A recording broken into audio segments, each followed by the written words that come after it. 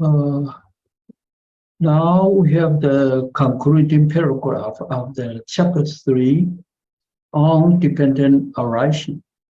As noted above, among the 12 causal factors, only 2 are reciprocally dependent, namely consciousness, vijnana, on the one hand, and mentality, materiality, nama, rupa, on the other. We have mentioned above that in the 12 factor link of dependent arising, it is usually we have the conditions, then we have the effect.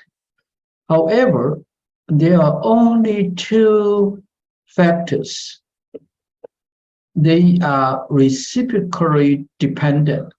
It means that one depends on the other, one factor depends on the other factor, and that other factor also depends on this factor. They are mutually dependent. What are these 2 factors? The first one is the consciousness, vijnana. Vijnana on the one hand. This is the third factor of the dependent arising. We have the ignorance, and then we have volitional construction, and then we have the consciousness. And the consciousness here means the linking consciousness between 2 births.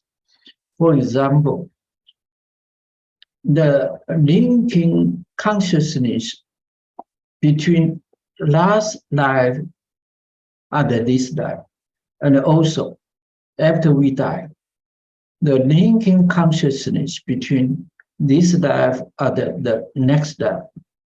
This is the definition of consciousness mean in this context. The consciousness, vijnana, doesn't refer to the eye consciousness, ear consciousness, nose consciousness, tongue consciousness, skin consciousness, and mental consciousness. Here, the vijnana consciousness doesn't refer to the 6 kinds of consciousness by which we use to experience the external surroundings. The consciousness here means the linking consciousness between 2 lives. Mentality, materiality, nama rupa, refers to 5 khandhas. The 5 khandhas are the constituents of our personality. We have the body, sensation, thinking, the volition, and the last one, the consciousness. Consciousness and mentality, materiality, or vijnana depends on nama rupa. In the same way, nama rupa also depends on vijnana. And this means that in our life, in our whole life, it is the phenomena of our nama rupa manifests in our whole life. When we are still alive, we have the mental function and the bodily function. This is called the nama rupa. Nama rupa means the 5 khandhas, the 5 aggregates of our personality.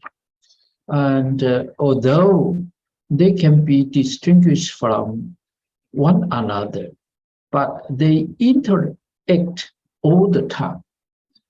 The five aggregates interact all the time.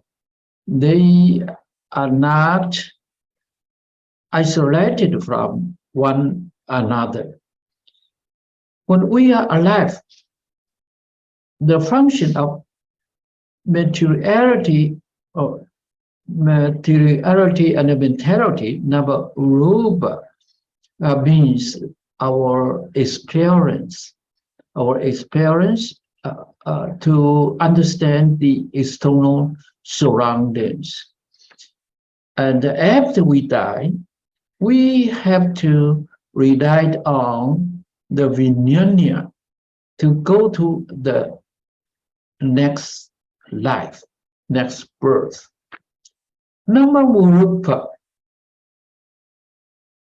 leaves the imprints or the 10 habitual tendencies in the deep consciousness. Therefore, the habitual tendencies is deeply rooted in our deep consciousness, which is the roots or the seeds of the next life. When we die, although our five aggregates no more function, but in our deep consciousness still store the habitual tendencies of this life. That is the imprints of our nama-rupa. So after we die, the habitual tendencies will push our vijnana or the deep consciousness to grasp at the existence of next life, other than we begin next life. This shows that it is on the reciprocal interplay between consciousness and mentality, materiality, that the whole samsaric process of birth and death revolves. The mutual dependence between consciousness and mentality materiality means that the consciousness and the mentality materiality, they interpret with each other. When we speak or when we do our actions or when we think, then we will leave imprints or the habitual tendencies in our deep consciousness. And what we sense, what we think, what we want to do or not to do, actually is the reflection of the habitual tendencies in our deep consciousness. They interpret with each other. And actually, it is the whole process of samsara. And the samsara means birth and death again and again. Therefore, the whole samsara is nothing but the interplay between vijnana and the nama-rupa. In this sense, their mutual dependence constitutes the irreducible ground of samsaric existence. Therefore, the mutual dependence between vijnana and the nama-rupa is the basic ground of our samsaric existence. They are the irreducible ground. It means that they are the element or the base of our samsara. our samsara or our personal death actually is nothing but the mutual dependence between Vijnana and Namarupa, nothing else. We can use these two factors to explain the whole process of birth and death. This situation remains the same whether the dependently arising series is traced back to the remote past or traced forward to the distant future. And this situation means the interplay between Vijnana and the Namarupa remains the same from the very beginning of our existence in the past and even to the endless existence in the future. No matter in the past or in the future, this situation remains the same. It means that our existence is nothing but the interplay or the mutual dependence between Vijnana and Namarupa. The philosophical implications of this situation we shall discuss in our chapter on the analysis of mind. And here we can have the basic explanation from Buddhism. What is life? And what is samsara? Life, samsara is nothing but the interplay between Vijnana and Namarupa, nothing else.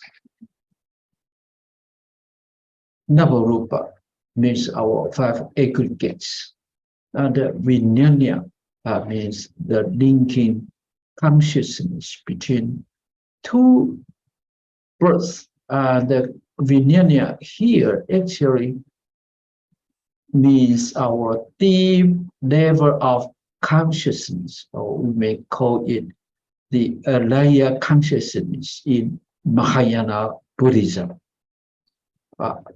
What we do, what we think, will leave the imprints into our Alaya consciousness. And the habitual tendency of the imprints will be the basic elements of our future sensation and thinking, nothing else. This is very important to bear in mind. Now we come to the next chapter, chapter 4, non-self and the putative overself. Non-self is called anatta in Pali, anatta, anatta or anadama in Sanskrit. It means non-self, and self here means the everlasting element or the controlling element or the dominating factor. And the putative overself, overself means atta, means atta. Non-self is anatta, and overself is atta. Why we have the adjective putative before overself? Because the so-called overself or the so-called atta actually doesn't exist. There is no atta at all. And it is out of the imagination. that people believes there is an atta, there is an overself. The overself here means our true self, or the everlasting identity, which exists forever and which has the power over our Namarupa. This is the title of the chapter 4. Actually, it means anatta, and the putative atta. The notion of the self has many forms, such as the monastic form found in the Upanishads, the pluralistic form as evidenced by Samkhya and Jainism, along with the materialistic form found in Uchitta Deva. There are many forms of the notion of the self, and actually all the different beings, including we human beings and other animals, have the notion of the self.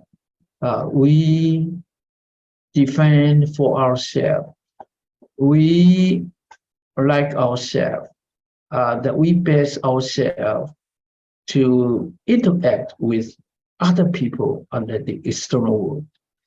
The notion of the self exists in the minds of all different beings.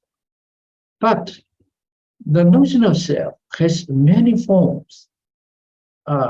Actually, there are different forms.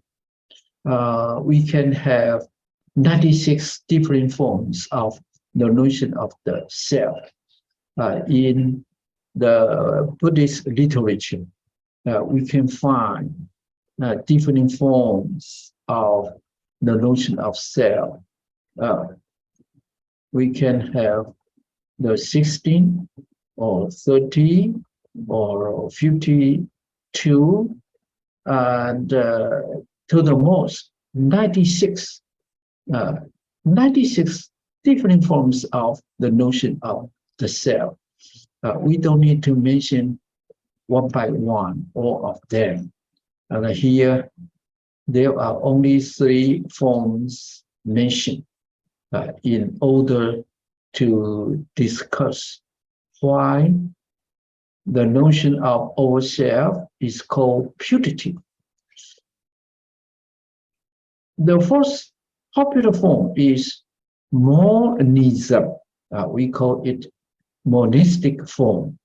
For example, in most religions, there is a concept of creator God, and God creates everything. All things belong to one God. This is called monism. Mono, M-O-N-O. Mono means one. Monistic means of one. Although the different beings are different from each other, even the plants, or even the matters, even the earth, the trees, the grasses, and so on. And there are different phenomena on our earth, but they are all the so-called creatures of the God. In English, we have this term, creature, C-R-E-A-T-U-R-E. Creature means what is created by the God. The God is called creator. God creates all things. God is the creator, and all things are the products made by the creator God. Therefore, this is the monism. Monistic form of course, most of the religions are monistic because they believe there's only one God. And in Indian philosophy, Upanishad actually means the very profound teaching, very profound teaching. Upanishad, the original meaning means that we sit in front of each other, we sit closely to each other to discuss the doctrine. This is the original meaning of Upanishad. And Upanishad refers to the books of Hinduism. And the Upanishads are the development of the four Vedas. The four Vedas have very little philosophy, or somebody called the four Vedas have no philosophy at all, because the four Vedas explain how to worship the Brahma God, how to sing old or songs to praise the Creator God. They have no philosophy at all. And at the turn of the century, because of the influence of Buddhism, the four Vedas evolved to the so-called Upanishads. And of course, there are different kinds of Upanishads, or we may count the Upanishads as many as 200 or 300 different versions of the Upanishads. All the Upanishads explain that there is only one creator God. That is the Brahma. Brahma is the creator God. Brahma is the only one source of all living beings and non-sentient beings. This is the monistic form of the notion of the self. And the Brahma is considered as the self, the big self. Brahma creates all the different beings. The different beings have the small cell in their body. And the small cell was produced by the great cell, that is the Brahma God. This is the first form, monistic form. It means that there is one great atta, one great self, which is the creator of the numberless different beings. And then the second form is called pluralistic form. Pluralistic means of many. There are many selves, as evidenced by Sankhya and Jainism. Sankhya is the evolution of the Upanishad. The Sankhya produced that there are 25 truths, the so-called Satya or Satya in Pali. There are in total 25 Satyas, or 25 truths, 25 facts. And then the origin is the so-called Prakriti. Prakriti, we may translate as the self-nature or the original nature, which is the source of other 23 elements to evolve the whole world. This is Samkhya. Samkhya is the development of Upanishad. The Samkhya school posits that the Prakriti or the self-nature evolve into 23 truths. In total, they are the whole world. And the Jainism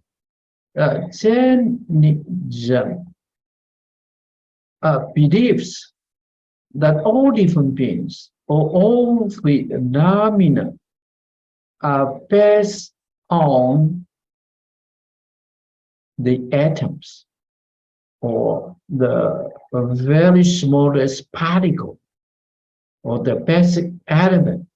And there are numberless elements or numberless atoms which cannot be analyzed further. These numberless elements or atoms form the whole world and the whole living beings. These two schools are called the pluralistic form of the notion of self, because these two schools also believe that there are a number of self which cannot be divided further. They are the basic elements of all things. This is the second form of the notion of the self, pluralistic. And the third form is called, along with the third form, is called materialistic form. Materialistic form means there is no soul at all. There is no spirit at all. The spiritual function comes from the materials. For example, what we can sense or think or volitions actually is the function of our mind or our nerves in modern medicine. Modern medical science believes that all our consciousness is the function of our brain nerves, nothing else. And our brain, our body is material. This is the third form of the notion of self. Uchetta Veda. Uchetta Veda is the theory of nihilism or nihilationism.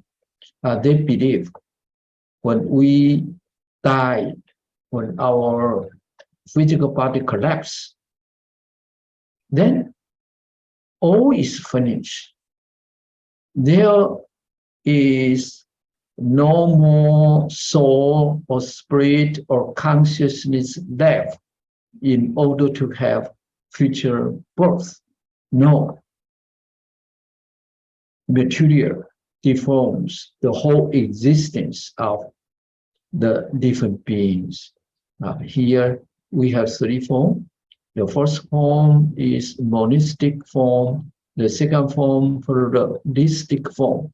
These two forms believes in the notion of soul or spirit, but they have different opinions. monistic form believes that there is only one soul.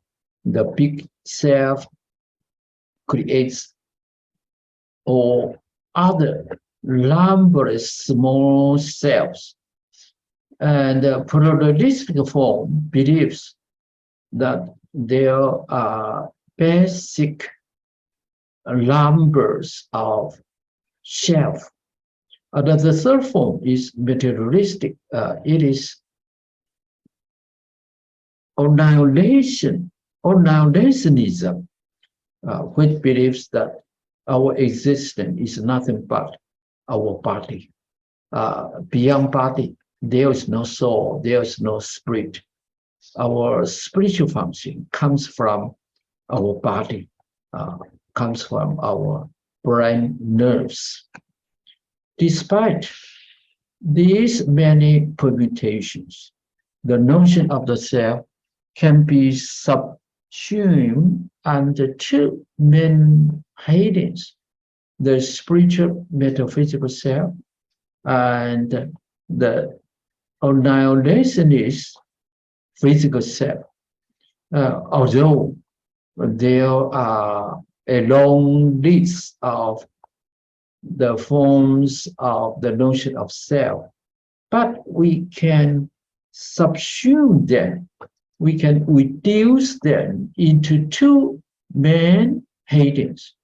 One is the spiritual metaphysical self. The spiritual metaphysical self refers to soul, our soul. There is a soul. That this soul is not physical. Therefore, we call it metaphysical. Meta means above, or the source, the origin. Self is considered as the origin of the body. The soul is considered as the origin of the physical body. Spiritual, metaphysical self. When our physical body dies, but our spiritual metaphysical self still exists, and will go to the future lives. And the second heading is the annihilationist physical self. This is the Ucheta Veda. It means that the so-called self, Atta, is nothing but our rupa, or our physical body. And that when our physical body collapses, decays, then our existence no more exists. We are finished. The first version means the spiritual metaphysical self is based on the duality principle, the duality between the self and the body. And the second, on the identity principle, the identity of the self and the body. We reduce different kinds of the notion of atta, or self, into two versions. The first one is based on duality principle, and the second one is based on identity principle. Duality principle means that our soul is different from our body. Soul, or the self, and the body are dualistic. They are not the same. On the other hand, the identity principle believes that our soul or our self is identical with our body. They are the same thing. Modern medical science believes that our spirit is nothing but the function of our body. So the modern medicine is one kind of identity principle. The identity of the self under the body. The Buddhist idea of non-self is based on a denial of both versions. From the very beginning of this book, we have seen this sentence, the Buddhist idea of non-self. Other religions believes that there is a self, no matter they are the dualistic principle or the identity principle, no matter they are eternalism or nihilism, they all have the notion of atta, they have the notion of the so-called self. But the Buddhist idea of non-self is based on a denial of both versions. Buddha didn't accept eternalism and nihilism because Buddha discovered from his experience in meditation that our five aggregates are dependent arising on one another. Therefore, Buddha didn't accept the eternalism and the nihilism. It means that Buddha denied both versions of the concept of self. Accordingly, Buddhism does not admit either an abiding metaphysical self or a temporary physical self in the psychosomatic complex of the empiric individuality. In this way, Buddhism does not admit, does not accept, either does not accept that there is an abiding means everlasting, ever existing. Abiding metaphysical self, abiding means everlasting or forever. And temporary physical self is the opposite of the abiding metaphysical self. Buddhism does not admit both of them.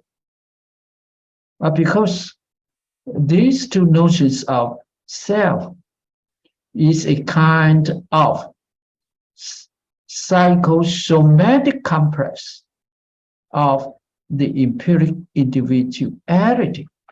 Empiric individuality means our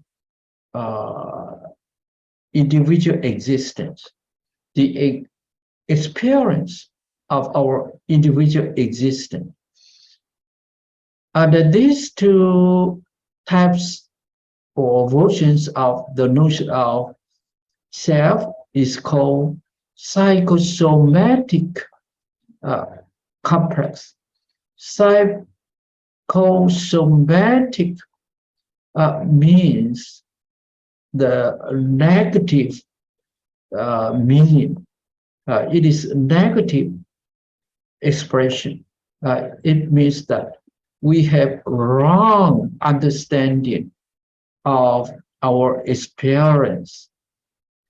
This is called psychosomatic.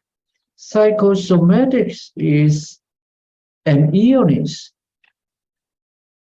caused by anxiety and worry, and not by an infection or injury, but it is caused by abnormal physical phenomena. We call it psychosomatic. It means that the wrong understanding of our experience. Buddhism does not admit the both versions of the notion of self. However, from the very beginning, the Buddha believed that there is no self at all. Although the Buddha admitted we have the five aggregates in our existence. We have the body, sensation, thinking, volition, and consciousness. But all these five aggregates are dependent arising. They depend on one another. There is no self, there is no everlasting identity or agent within our five aggregates. However, unfortunately, scholars with a Vedanic orientation, along with those who believe in a perennial philosophy based on the supposed transcendental unity of all religions, think otherwise. It means the scholars think otherwise. That the scholars who study Buddhism doesn't accept that Buddhism is not a philosophy of the concept of self. Scholars with a Vedanic orientation, Vedanic is the adjective form of Vedas. There are 4 Vedas in Brahmanism. Vedanic orientation means that they have the habit to believe there is a creator, Brahma or God. And of course, this is mentioned in the contents of Indian philosophy. If we talk about the Western scholars, they are not the Vedanic orientation. They are the Christianity orientation. In Christianity or in Islam, they also believe that there is a creator God. The creator God is the only everlasting existence. And the God creates all creatures. And those who believe in a perennial philosophy, means everlasting. Perennial means everlasting philosophy. This kind of philosophy believes that there is an unchanged and the fundamental origin of all things. This is the perennial philosophy, based on the supposed transcendental unity of all religions. Of course, except Buddhism. Other religions believe that there is an atta, no matter whether they are eternalism or nihilism. Most of them have the notion of self or atta, but Buddhism doesn't accept that. Unfortunately, some scholars who believe that there should be and everlasting source, or the very beginning origin of all phenomena. They believe Buddhism is the same. Buddhism should have the same notion that there should be an origin or the source of all creatures. In their view, Buddhism believes in a self with S, capitalized.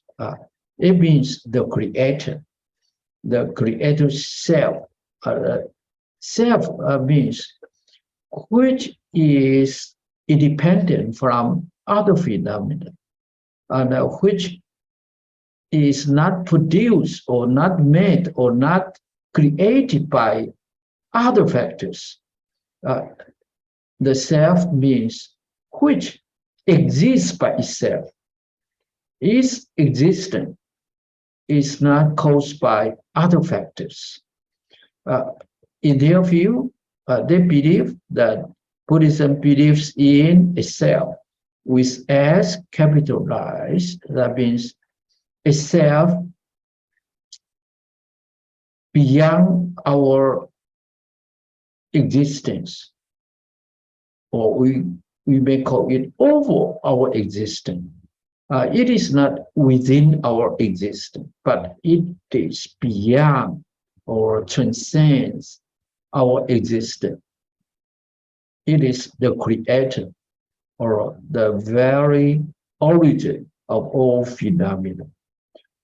Buddhism believes in a self that is not identical with any of the components of the empiric individuality taken selectively or collectively, but which transcends them at both levels.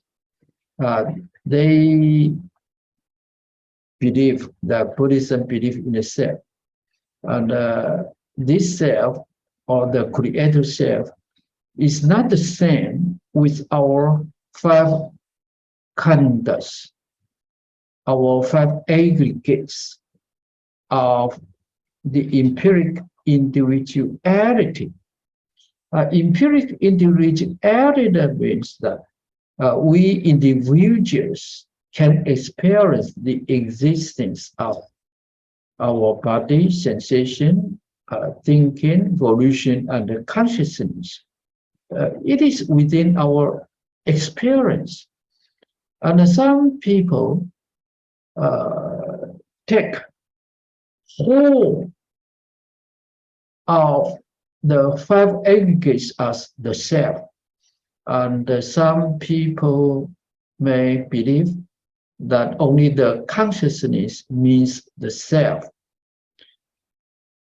but which transcends them at both levels. It means the self transcends the five aggregates. This is what we have introduced in the title of this chapter as the putative overself. The overself means the Atma or Atha, and actually it is not within our experience. It is the product of our imagination or illusion.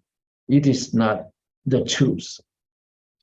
Here we propose to discuss the early Buddhist teaching on non-self and to examine in the light of the ensuing discussion whether the later interpretation is tenable.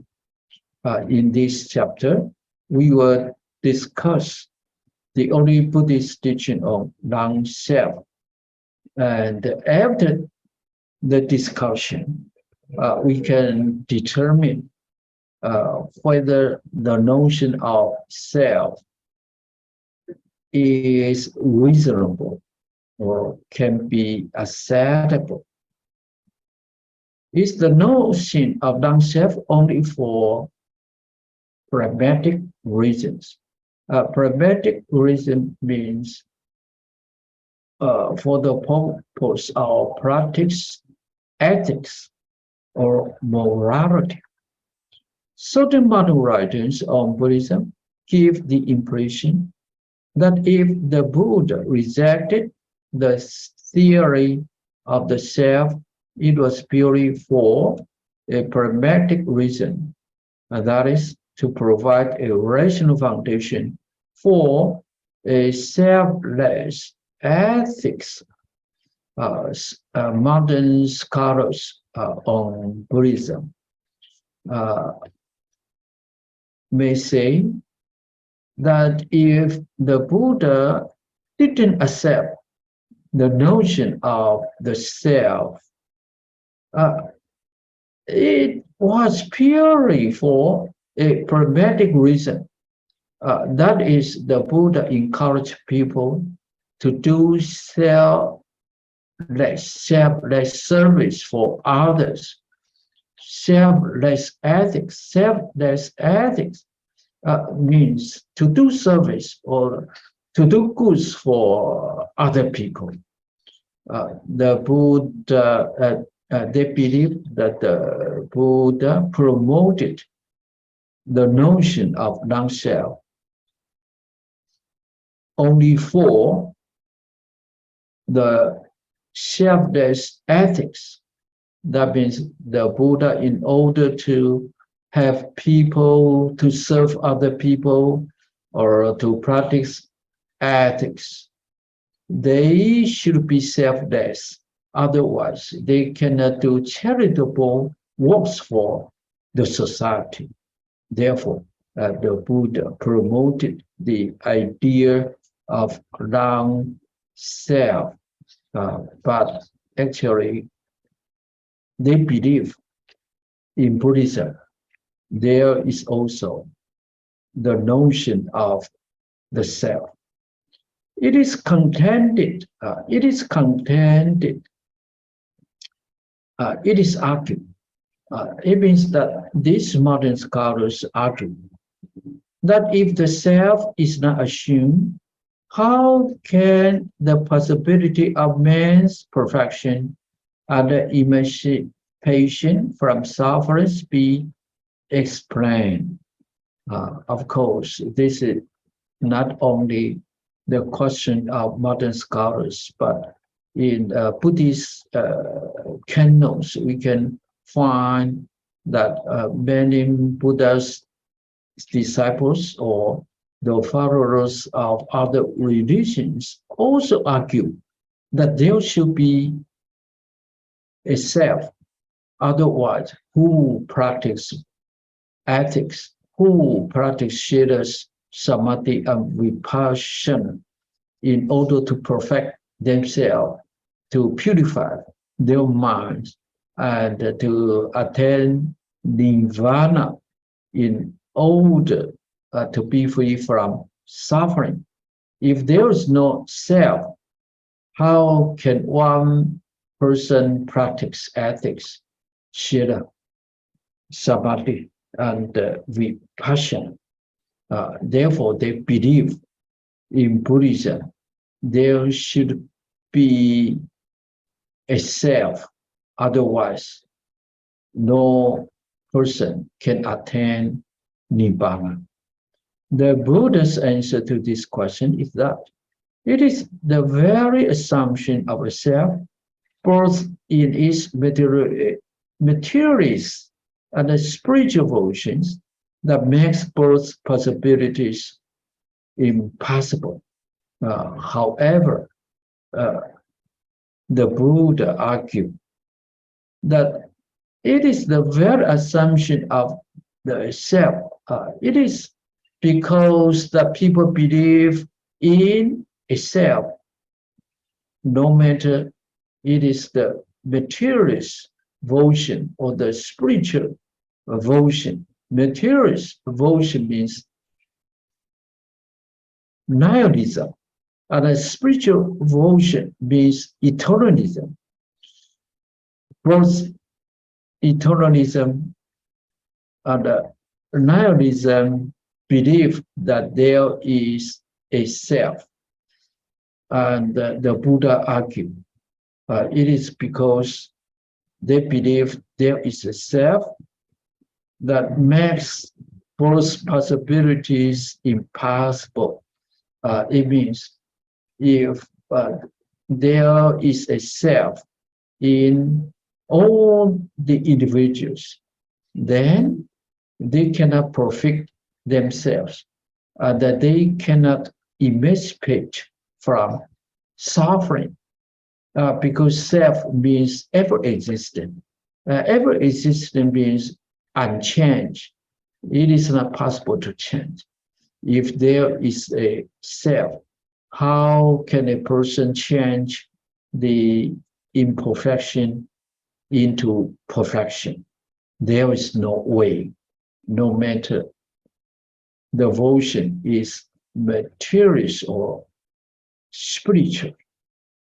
The Buddha said, verily, if one holds the view that the self is identical with the body, materialist annihilationism, in that case, there can be no holy life.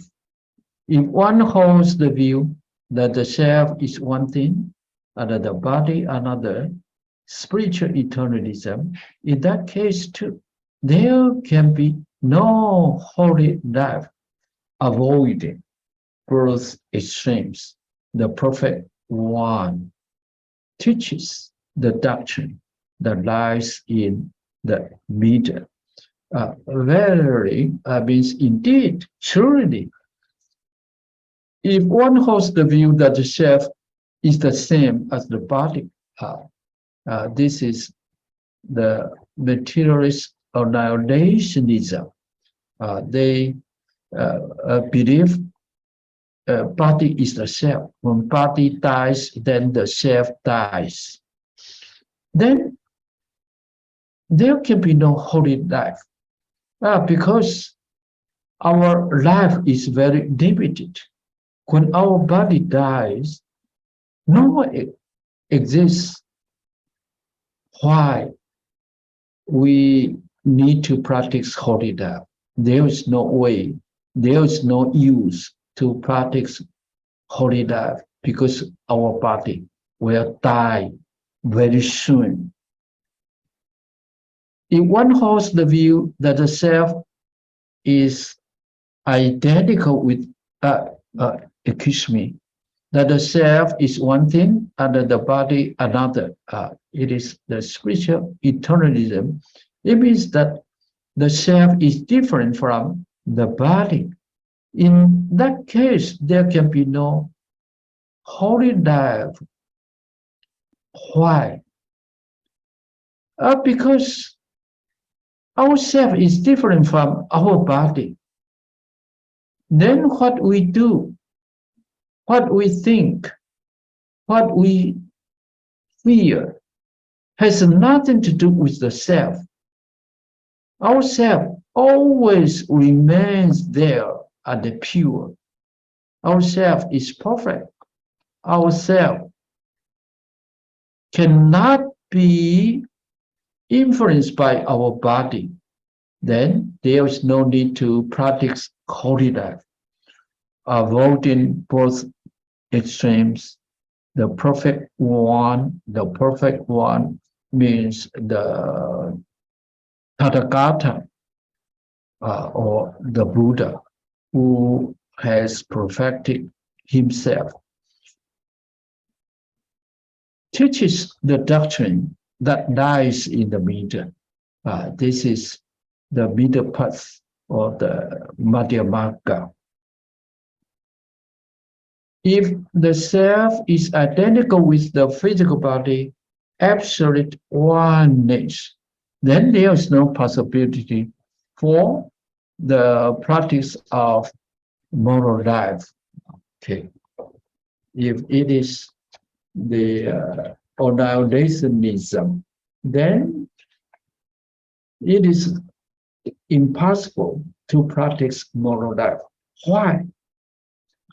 If the physical body is the self, then the physical body will completely determine the behavior of the mind, because the body is the same as the self, and our body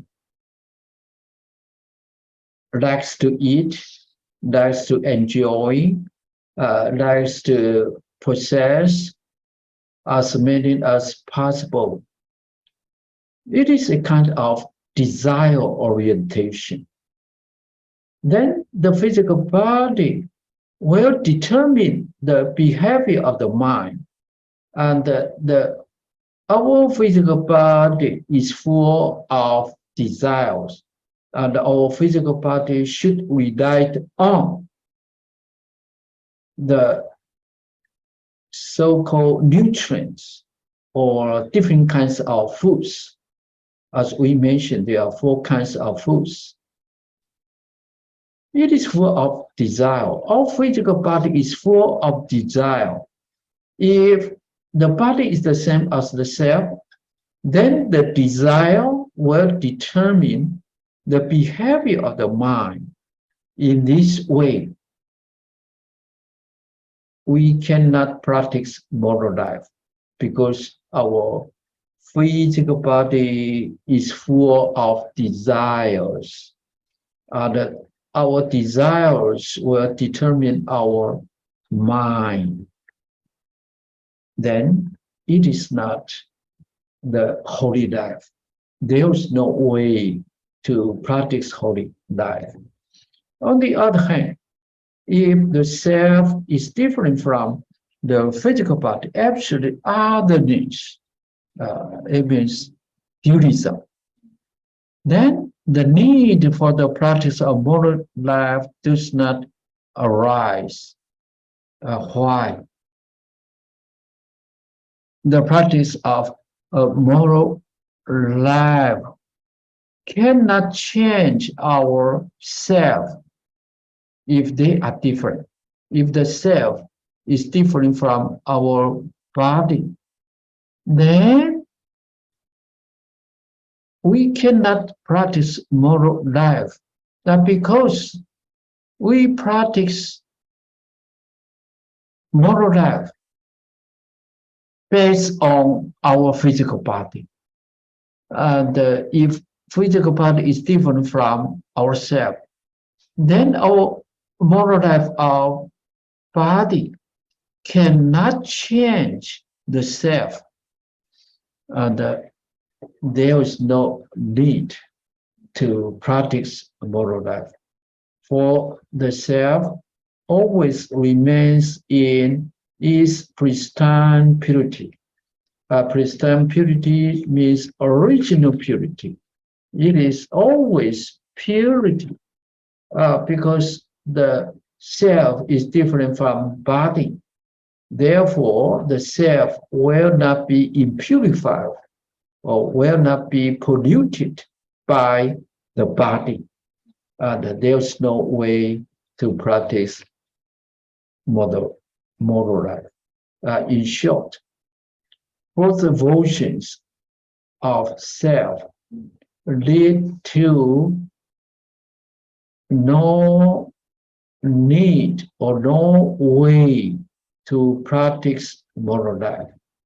And if people cannot practice moral life, then our world, our life, our society will full of conflicts, because nobody practice morality. All the people only seek for their own desires, their own benefits. They don't care about other people because they don't practice moral life. In this regard, the Buddha says that even if there were to be a portion as small as a pinch of dust that defies change in the psychophysical personality of the human being, then practicing the higher life brahmacharya would be of no avail. So, from the very beginning, the Buddha didn't accept the notion of atta. The Buddha says that even if there were to be, if there were, we use the past tense in order to emphasize that it is not true. It doesn't happen. That even if there were to be a portion as small as a pinch of dust, it means very little. As modern physics says, maybe it is a particle or an atom or even a quark, very smallest dust. That if there is a very smallest unchanged atom, then practicing the higher life would be of no use, because in our existence there is an unchanged element in our existence. Then the practice of morality cannot change this unchanged atom or particle.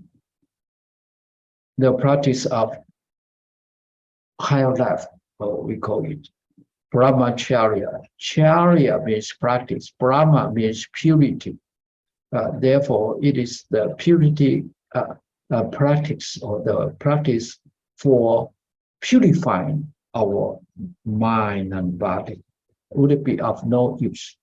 What is meant is that there is no such permanent part, as small as an atom, other than the higher life can successfully bring about a complete transformation of the human personality, because the Buddha told us that there is no self. It means the Buddha told us our five aggregates are changing all the time. Therefore, it is possible for us to practice ethics or the brahmacharya in order to purify our polluted aggregates. It is possible because there's no self. What we need to remember here is that only when there is change, there is the possibility for the changeability. Only when there is change, it means that our five aggregates are changing all the time. There is change in our existence. Therefore, it is possible to change ourselves. It is possible to change our five aggregates. If there is an unchanged self, even as small as atom in our five aggregates, then we cannot change our five aggregates. We cannot purify our aggregates. Therefore, we cannot emancipate from the pollution. We cannot attain nirvana at all. It is because that there's no self. It is because that our five aggregates are changing all the time. Then we can change the polluted five aggregates to purity. The purity of our five aggregates means the attainment of Nibbana. Nibbana means the extinction or the cessation or the disappearance of the impurities in our five aggregates. If Buddhism denies both versions of the self-notion, this means that, according to the Buddha, the human personality is something plastic and pliable, and therefore wieldable and malleable to change. If Buddhism denies both versions of the notion of atta, the self-notion, it means that Buddhism believes in non-self. This means that, according to Buddha, human personality means our five aggregates. Our five aggregates are some things plastic. Plastic means changeable, and pliable also means changeable, that they can be changed by external force, and therefore wieldable and amenable to change. It means that because that there's no self in our five aggregates, that it is possible for us to change our polluted five aggregates. It has the necessary wherewithal either to elevate itself to a higher level of moral perfection, or to transcend down to the descent, or to descend down to the lowest levels of moral depravity. Because there's no self at all. It is non-self in our five aggregates. Therefore, we can elevate our five aggregates to a higher level of moral perfection. We can practice Shida in order to perfect our body actions and speech. And we can practice samatha and vipassana in order to purify our mind. And in this way, if we practice Shida, Samadhi, and Vipassana, we can purify our body and the mind. And we can perfect our morality.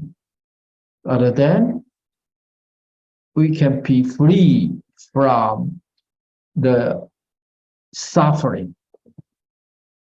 And if we don't practice moral life, then we will descend down from human beings to the lowest levels of moral depravity.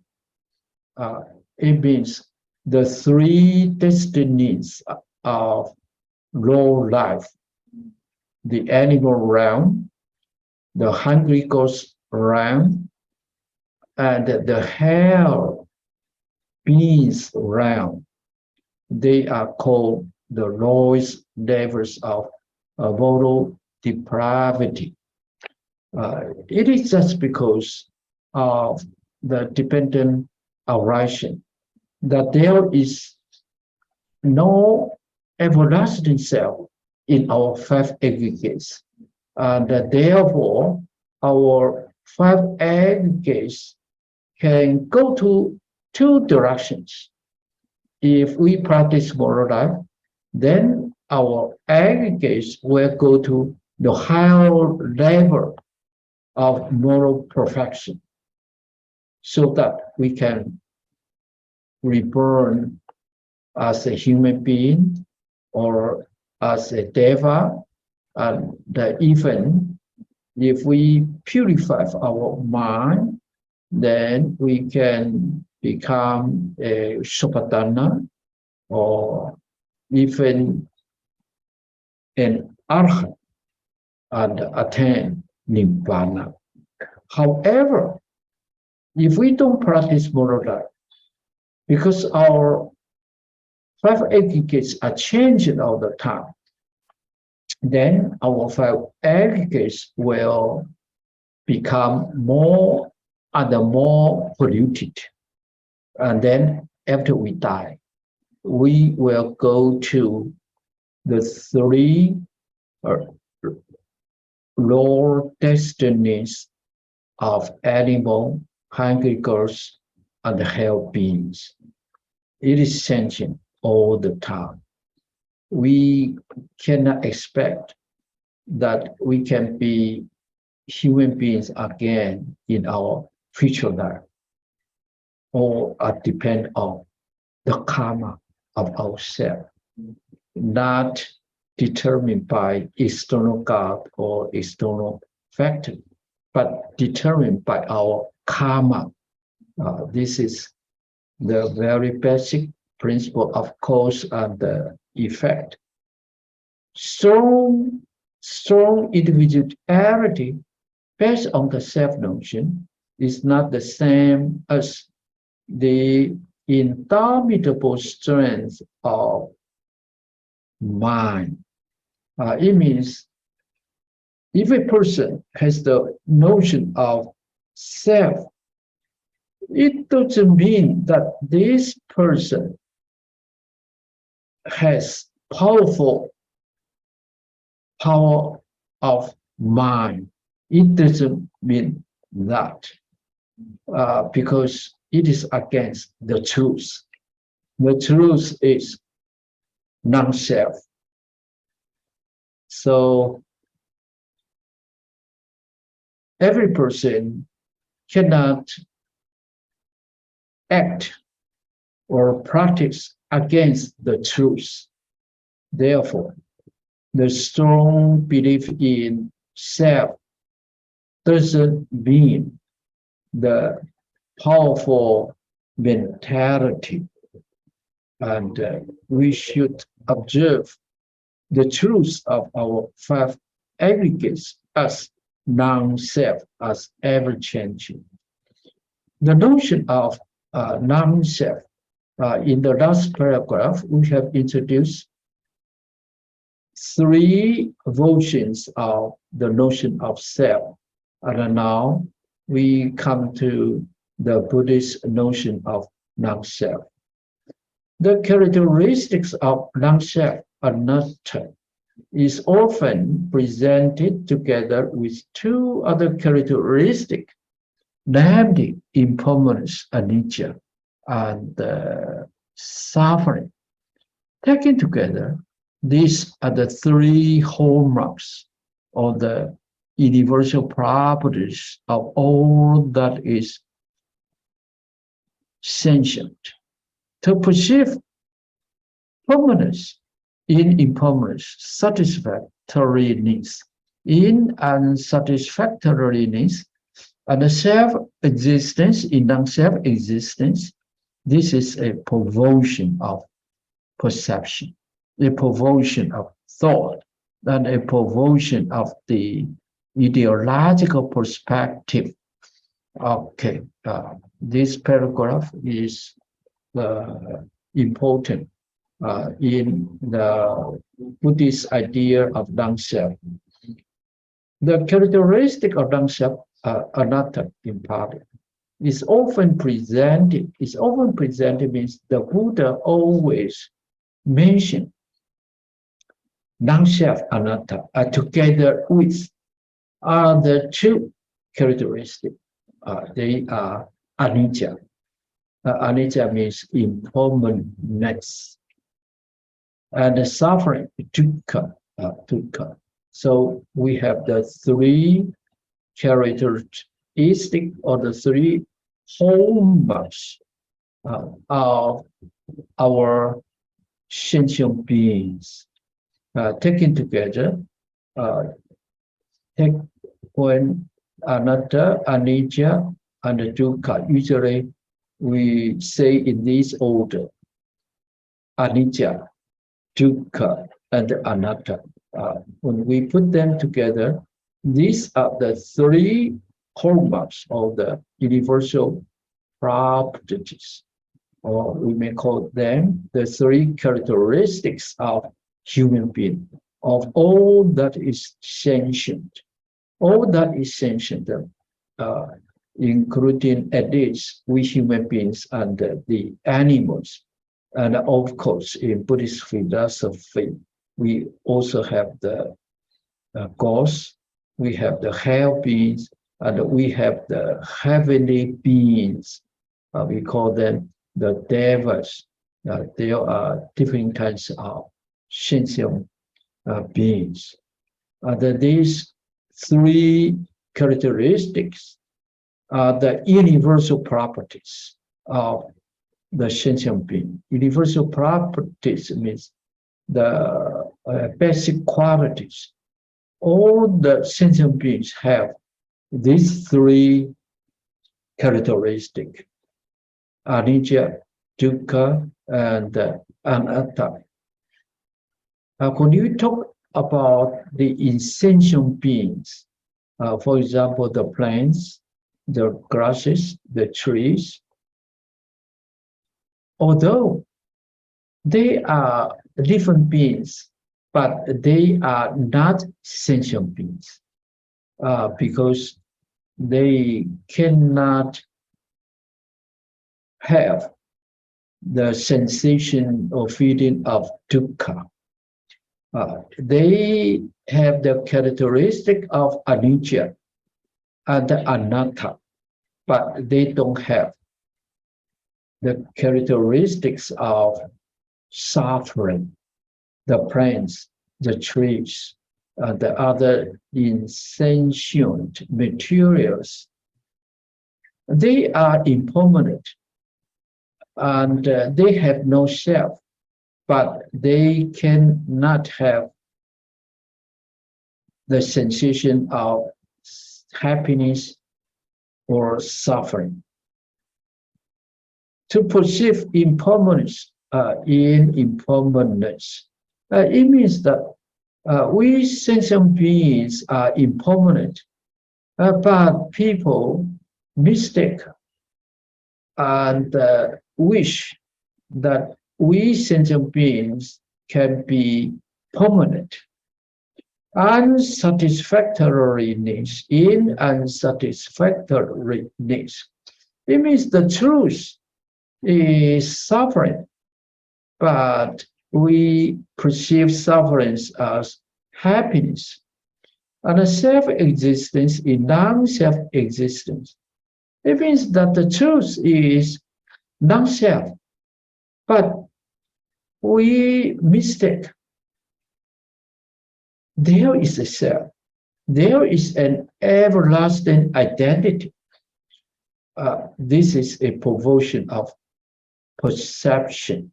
It means that we perceive our existence in the wrong way.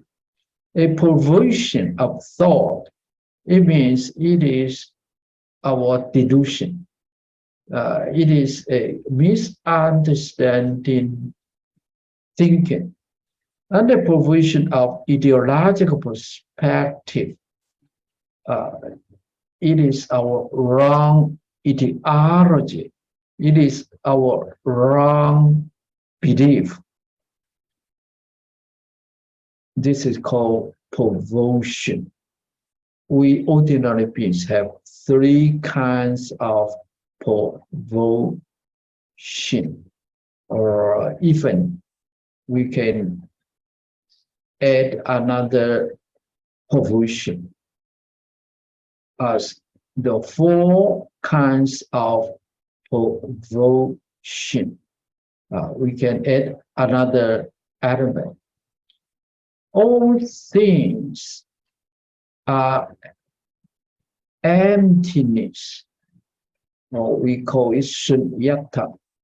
But ordinary beings believe existence. or everlasting existence. Then we have 4 kinds of devotion. Fundamental to Buddhist teaching is the emphatic assumption of impermanence. Whatever has the nature of arising, all that has the nature of season. Impermanence is emphasized as the very beginning of our observation. When we practice meditation, when we practice vipassana, we have to observe that our 5 aggregates are changing all the time. It means that we should have the truth of anicca at the very beginning. So when we practice breathing, counting of our breath, then if we can observe that our breathing in and breathing out are changing all the time, they cannot remain the same, then we understand that our breathing is impermanent. And from impermanent anicca, we can go to the next observation of dukkha and then anatta.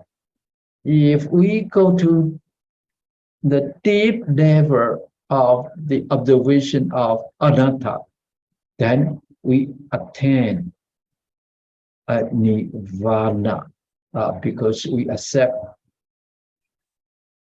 anatta, non-self. So there is nobody who is sick. There is nobody who fears suffering. There is nobody who dies, and there is nobody who is born. Only there are the function of dependent arising, but there is nobody who is to be born, who grows up, who gets old, who becomes sick, and who dies, who fears suffering. No, there's no such person, but the phenomena are there. It is just the phenomena of the 5 aggregates. There is no self within the 5 aggregates. And the 5 aggregates are not the self, either collectively or selectively. There is non-self. There is non-self. So one can attain liberation from the suffering once one realizes anatta. The anatta is not so easy to understand. We start from the very beginning, from the very obvious phenomena of impermanence. We can easily detect that our physical body is impermanent. Even we can easily understand that our feeling, our thinking, our thought is impermanent. They are changing all the time. We start from the very observation of impermanence, and then we go deeper to anatta. When we experience anatta, non-self, then we attain sotapanna, and then we are on the way to attain arhatship, to attain nibbana. So the observation of impermanence is always emphasized in the practice of meditation. What does it mean? Whatever has the nature of arising, all that has the nature of season. Okay, actually, This is the principle of dependent arising.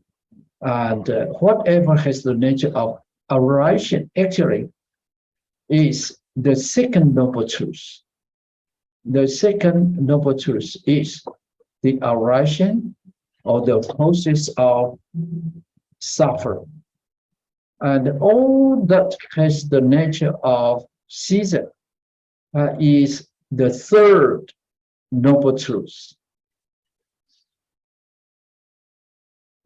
The first noble truth is the truth of suffering. Actually, suffering is based on our five aggregates. Therefore, we may say it this way, that the first noble truth is our five aggregates.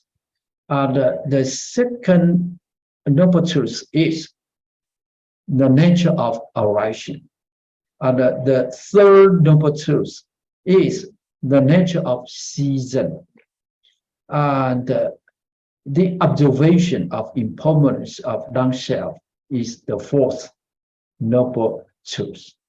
And actually, our five aggregates are anatta, are impermanent, and therefore non-self. Therefore, we are in the state of nibbana right now. If we can realize this truth, we can realize the principle of dependent arising, then we attain arahantship, because we have the four noble truths here.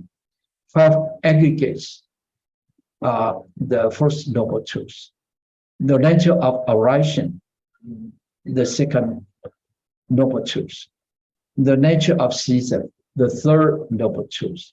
The observation of anicca and anatta is the fourth noble truth. As one Buddhist discourse stresses, there is no moment, no instant, no particle of time when the river stops flowing. Our five aggregates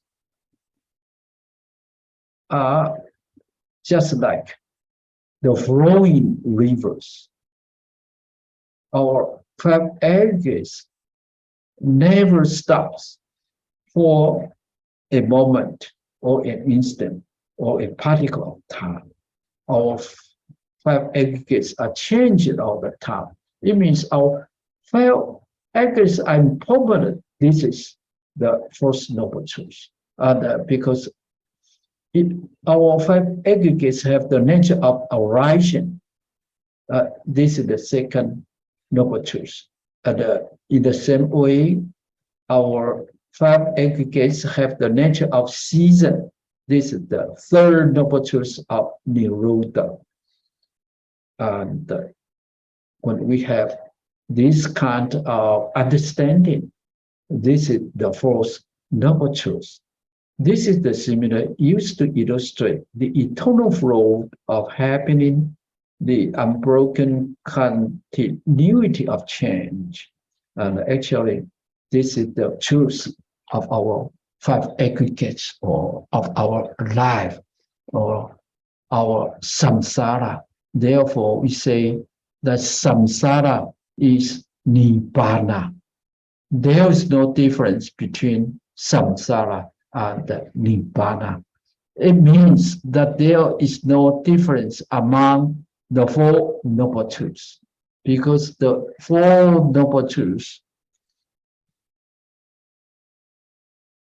discusses about the five aggregates. The five aggregates are impermanent. Therefore, they have the nature of arising and season. And actually, five aggregates are the first noble truth, second noble truth, and the third noble truth. If we can understand it, then it is the fourth noble truth. Okay.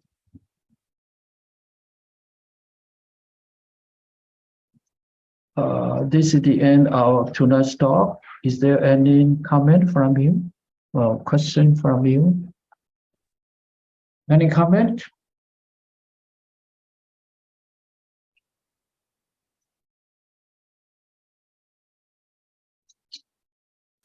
No comment or response from you.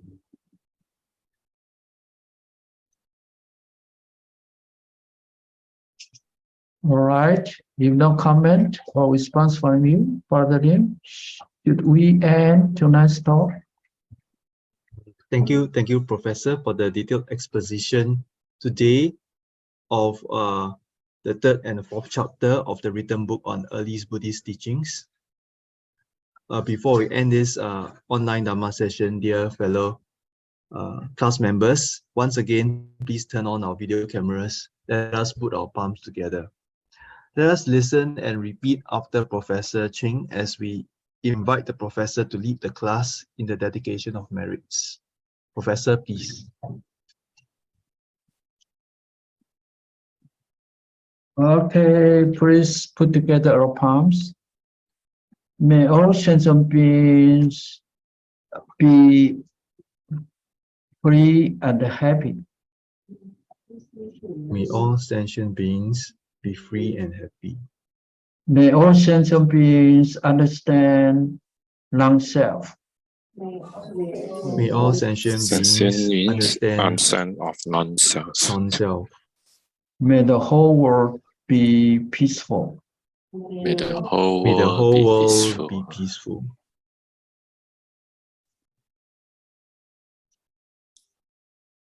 Okay. Dear fellow class members, please continue to put our palms together. In gratitude and with great appreciation, please give one bow to the professor and Dharma teacher. Thank you, Professor. Once again, Thank you, Thank you. Professor. See you again. Thank you. Good night.